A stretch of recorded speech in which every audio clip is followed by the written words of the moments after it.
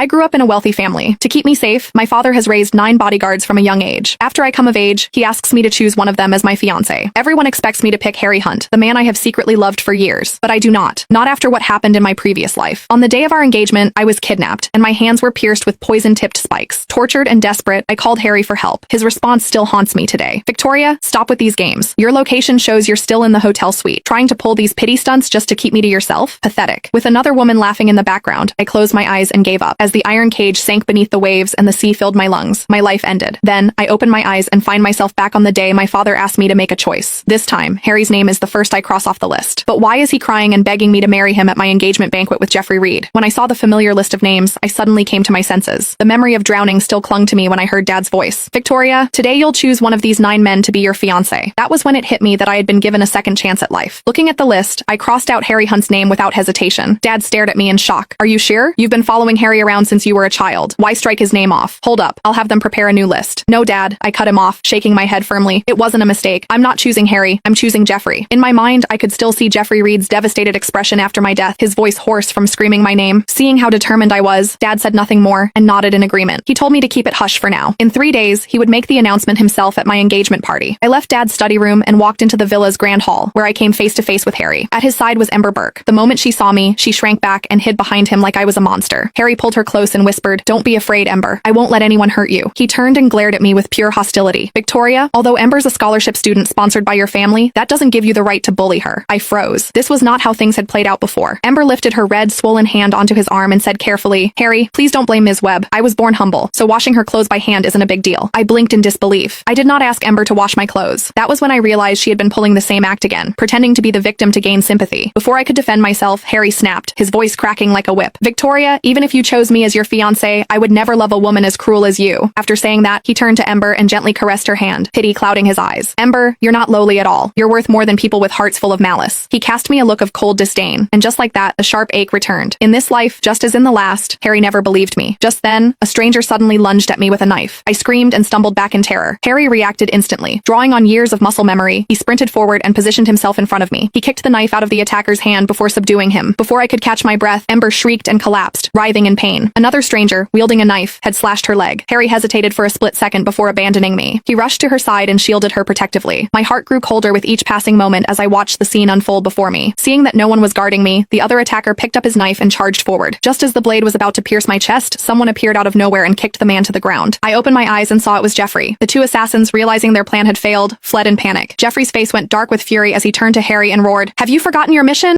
Click the link in my bio to get the full story for free."